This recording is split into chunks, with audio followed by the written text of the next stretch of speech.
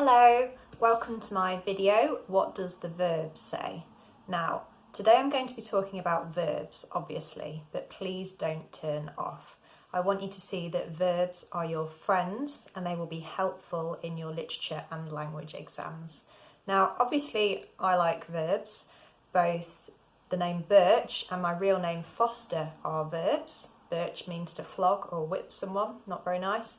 Foster means to take care of something, possibly temporarily. Now, what I want you to realise is if you get a piece of unseen text, I don't want you to panic. My top tip would be look for the verbs. You don't need to find all of them, but just find some of the verbs. They're excellent at indicating what's going on in the text, the pace, the tone, the mood, so verbs are your friends. Now, just to give you a little reminder, hopefully you know what a verb is, but this is the primary version of describing it maybe. A verb is a doing word. So a way to help you check that you've found a verb is, can you put to in front of it? Or could you put ing on the end of it? So to give you a couple of examples, to dance, dancing, to sing, singing. They are verbs. Like I said, don't need to talk about them all, but try and spot some of them. It will help you both in your unseen pieces and the text that you've learned for English literature.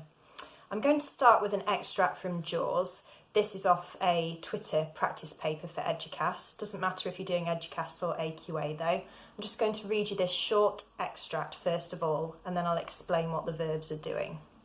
At first, the woman thought she had snagged her leg on a rock or piece of floating wood. There was no initial pain, only one violent tug on her right leg. She reached down to touch her foot, treading water with her left leg to keep her head up, feeling in the blackness with her left hand. She could not find her foot. So in this extract, the woman has had her foot bitten off by the shark. But if we look at the verbs here, the first one I'm going to pick out is snagged. Now that's not too serious, is it? It means that you've caught something like a jumper on a hedge. You certainly don't think shark at this point. The next one I'm going to pick out is floating. So she thinks it could almost be like a floating piece of wood. Floating is a really gentle, pleasant verb. So here we've got this false sense of security for this lady. She doesn't realise how serious the situation is. The next verb I've picked out is tug. Now this reminds me of something that a small child might do, or a puppy, not an apex predator like a shark. So we've got that juxtaposition between the sort of animal that has attacked her and what she feels has gone on. She doesn't know how bad the situation is, so the writer is building tension through these verbs. The next verb that I've picked out is reached, so when she reaches down, because we've got the anticipation. We, as a reader, know that there is a shark in the water with her, but we're waiting for her to reach down and discover that her foot is now missing. The next verb that we've got is treading. So she's not properly struggling yet, she's treading water, nothing too bad is going on, she thinks, obviously her foot is missing, but then we've got her feeling. This is quite a gentle verb again, it's quite subtle, we've not got to the really bad section of the text yet.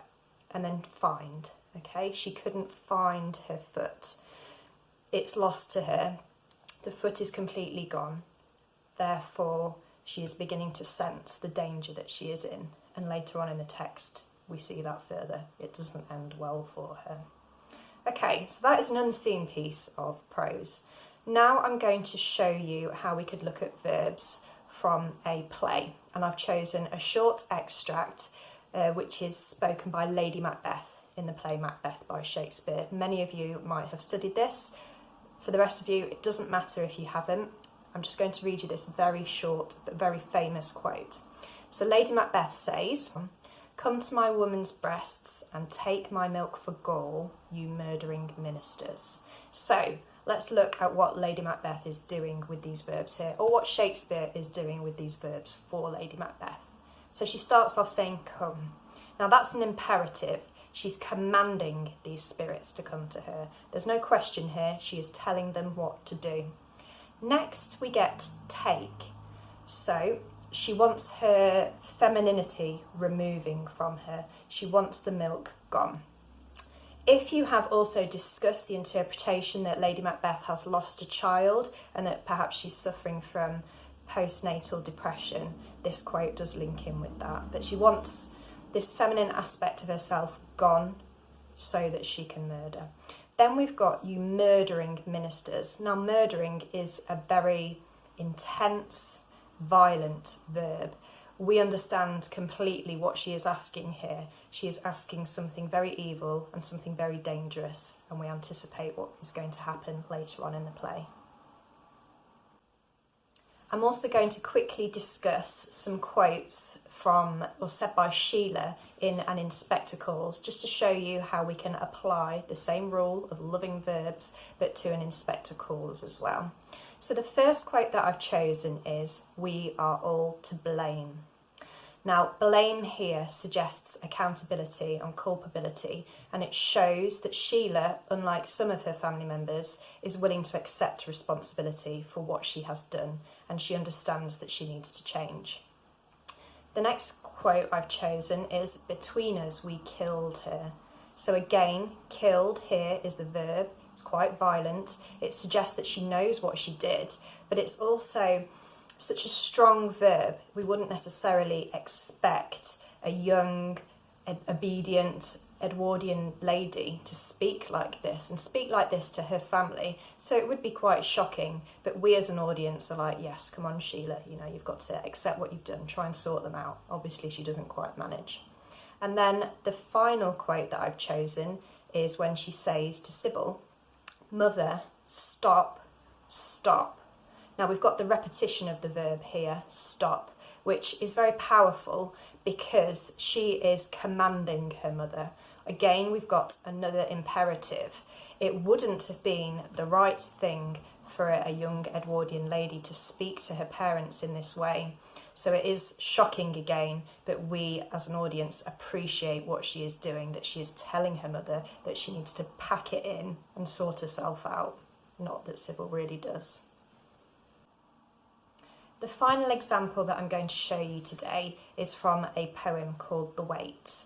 Now, the reason that I've chosen this is because I know that students are frequently concerned about unseen poetry. I will do other videos about this, but I want you to see that it's not too bad. And again, we can look at the verbs, what is going on with them.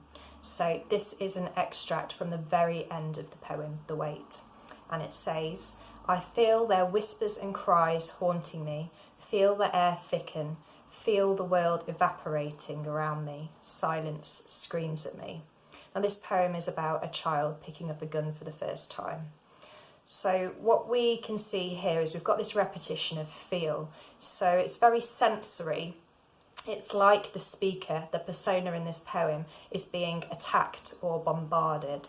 The verb haunting suggests that it's like a ghost is chasing them.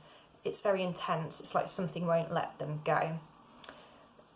The idea of the air thickening implies that it's getting harder for the persona to breathe. We don't want thick air. We want it to be clear, thin, transparent. So they're starting to almost have a physical reaction to what is going on in this poem. Next, we've got the world evaporating. Obviously, evaporating means to disappear. So it's like the persona is feeling that everything is going. They're almost beginning to panic. The final line is an oxymoron because we've got silence screams at me. Silence can't normally scream. The silence is also personified here. Scream suggests that it is loud and it is terrifying.